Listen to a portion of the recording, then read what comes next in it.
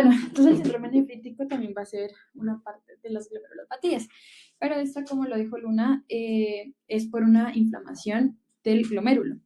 El paciente nefrítico, ¿cómo se va a encontrar? Va a haber hematuria con cilindros hemáticos en orina porque es una lesión alta muy cerca a la nefrona. Con azoemia, con oliguria y también puede haber por proteinuria, pero con rangos subnefróticos. Hipertensión leve o moderada y también pues puede haber edema, pero no tanto como el síndrome nefrótico. Este síndrome nefrítico puede ser causado por alteraciones o enfermedades sistémicas como lo es el lupus o la polivasculitis microscópica. Pero la alteración más importante por la cual se va a dar el síndrome nefrítico va a ser posinfecciosa o postreptocócica. Bueno, entonces la glomerulonefritis aguda proliferativa va a ser causada por una proliferación difusa de las células del glomérulo. Entonces va a estar asociada a que va a entrar o va a haber un exudado de leucocitos, principalmente debido a formación de inmunocomplejos. Entonces, el antígeno que va a desencadenar estos inmunocomplejos pues puede ser exógeno o puede ser endógeno. El exógeno, como lo vamos a hablar ahorita, que es posinfecciosa, o endógeno, como pues, van a ver después con el lupus. Bueno, la glomerulonefritis posinfecciosa, el antígeno que va a desencadenarla principalmente va a ser una infección causada por un estreptococo beta hemolítico del grupo A. Se presenta 1 a 4 semanas después de la infección estreptocócica, que puede ser por faringe o en la piel, como es el linfático. La población principalmente afectada van a ser los niños, especialmente de 6 a 10 años, pero también puede afectar cualquier edad, pero en los adultos se va a presentar esta afección atípicamente. Básicamente su patogenia va a ser por inmunocomplejos que contienen antígenos estreptocócicos que se depositan en el glomérulo. Entonces, ¿qué va a pasar? Después de la infección se va a generar la presencia de autoanticuerpos y se van a unir antígenos anticuerpos en el mesangio, que también pueden progresar a la formación in situ de los autoanticuerpos dentro ya del capilar del glomérulo. Y va a conllevar a una activación del complemento y mediante la diapédesis a lo que les decía, que es la entrada de los neutrófilos. De esta manera, pues van a empezar a generarse inflamación, va a haber un daño aquí en los pocitos y se van a empezar a filtrar los glóbulos rojos, produciendo la hematuria. El periodo de latencia entre la infección y el inicio de la nefritis pues va a ser compatible con el tiempo necesario para que se formen los anticuerpos y los inmunocomplejos. Como nota, es que en la mayoría de casos van a encontrar en los pacientes títulos elevados de anticuerpos frente a uno o a más antígenos estreptocócicos. Y asimismo la concentración sérica del complemento va a estar baja porque pues se va a activar y se va a empezar a consumir más rápido los componentes de este complemento. Especialmente van a haber una hipocomplementemia de la proteína C3. Y también en el libro decía que pues cuál antígeno era el responsable de esta síndrome nefrítico, de la glomerulonefritis, pero no había como uno en específico. Sin embargo, nombraban este, que es la exotocina epiógena estreptocócica B, que es el principal determinante. Esta se va a activar directamente el complemento y se va a localizar en depósitos con aspecto de joroba, que son estos. Bueno, entonces, como resumen, los antígenos exógenos van a dejar de circulación y se van a localizar subendoteliomente en las paredes del capilar. Aquí forman los inmunocomplejos in situ y luego pues estos migran a través de la membrana basal glomerular y se reconstituyen en todo la parte subendotelial. El Robbins también nombraba la morfología del glomérulo, pues como queda. Entonces, depende. Si vemos en microscopía óptica, en inmunofluorescencia o en microscopía electrónica. En microscopía óptica, básicamente lo que vamos a ver es los glomérulos más grandes y hipercelulares. Entonces, ¿por qué va a haber hipercelularidad? Básicamente porque va a haber infiltración de leucocitos, neutrófilos y monocitos, la proliferación de células endoteliales y mesangiales, y en casos graves, pues vamos a ver las semilunas, que eso es más adelante, lo vemos. Entonces aquí vemos en microscopía óptica, esos van a ser la infiltración de los neutrófilos y la oclusión de los capilares por una proliferación de células mesangiales y endoteliales. Ahora en la inmunofluorescencia se supone que aquí no debería pintar nada pues en el glómero no debería haber nada, pero aquí como que pues empiezan a depositar los anticuerpos y los componentes del complemento. En microscopía electrónica vemos las jorobas subepiteliales que les mencionaba acá arriba, que básicamente son depósitos definidos amorfos electrodensos que van a ser el complejo antígeno-anticuerpo. Eso es lo que se ve que son como las jorobas. Según la clínica, va a haber malestar, fiebre, náuseas, oliguria, hematuria. Las lesiones se vienen en niños.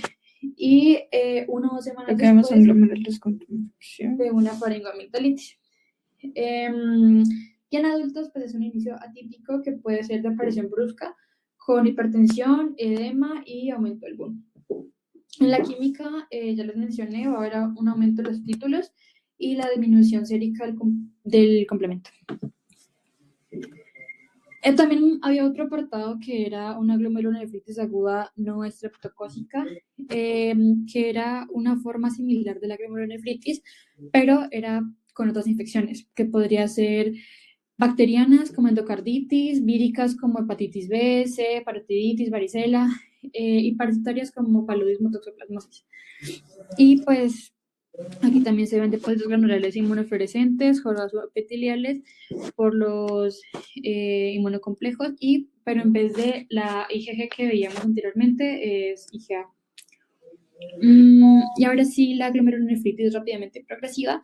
Esta básicamente va a ser una complicación de la anterior. Es una consecuencia de la lesión glomerular importante. Entonces, eso va a ser una pérdida rápida y progresiva de la función renal, que puede ser semanas o meses, depende de cuándo se diagnostique. La característica principal van a ser las semilunas en la mayoría de los glomérulos, como lo vemos aquí y como lo vemos acá. La composición de las semilunas va a ser la proliferación de células epiteliales parietales de la cápsula de Bowman y la migración de monocitos y macrófagos. Esta glomerulonefritis se debe a varias enfermedades diferentes, pero en la mayoría de casos es por un mecanismo inmunitario. ¿Cómo vamos a ver los riñones? Van a estar aumentados de tamaño, van a estar pálidos y con hemorragias petequiales en las superficies corticales. Pueden presentar hemorragia focal y segmentaria, y el rasgo más característico va a ser la necrosis glomerular segmentaria, pero esta va a ser adyacente en los segmentos que no están afectados, o sea, en los buenos. Y como les decía, las semilunas van a ser porque pues esto va a empezar a proliferar. Entonces van a proliferar muchas monocitos y macrófagos y también células parietales. Entonces van a empezar a comprimir este polo urinario y van a obliterar ese espacio y comprimen ese espacio de acá que es pues, el polo vascular, el ovillo. Y también puede ser formados por factores procoagulantes, fibrina y citocinas que van a escapar y se van a localizar en ese espacio de humo, formando también las semilunas. Los tipos, esta glomerulonefritis rápidamente progresiva la clasificaban en 3 tipos. Entonces, lo clasifican depende de su monofluorescencia, si pinta o no pinta. Entonces, el tipo 1, que es antimembrana basal glomerular, aquí básicamente son los depósitos de IgG. Esto es el síndrome de Goodpasture, que es como el principal, y es porque hay una relación cruzada. Entonces, tanto en la membrana de los glomérulos como en la de los alvéolos va a haber el mismo antígeno. Entonces, van a reaccionar los anticuerpos generando una hemorragia pulmonar asociada a la insuficiencia renal. Aquí se desconoce el factor desencadenante de los anticuerpos, pero puede ser por fármacos, cáncer y predisposición genética, como algunos tipos de la HLA. El tipo 2 es por inmunocomplejos. Entonces se observa la tinción de depósitos granulares de inmunocomplejos y esta es principalmente por una complicación de la glomerulonefritis postinfecciosa, nefritis lúpica o la nefropatía por IgA. Entonces vemos que hay una proliferación celular y la entrada de linfocitos dentro del ovillo glomerular y se forman también pues así las semilunas. Y el tipo 3 es pausa inmune, es decir, que es pausa inmune es que no hay depósitos inmunes o hay muy pocos. Esta es caracterizada por los ANCA, que son anticuerpos citoplasmáticos antineutrófilos que producen patrones de tinción y se sabe que pues estos van a participar en algunos tipos de vasculitis. Puede ser causada este tipo de glomerulonefritis por una vasculitis sistémica, pero en la mayoría se limita solamente el riñón. Entonces vemos que es una glomerulonefritis idiopática. La clínica de estos va a ser hematuria con sedimentos en orina, la proteinuria que puede alcanzar valores nefróticos, hipertensión y edema variable. Y vemos que en el síndrome de Goodpasture, como les dije, puede ser dominada por una hemoptisis recurrente y una hemorragia pulmonar potencialmente mortal. El análisis para el diagnóstico de este tipo de glomerulonefritis puede ayudarnos los anticuerpos antimembranas del glomerular y los ANCA, pero pues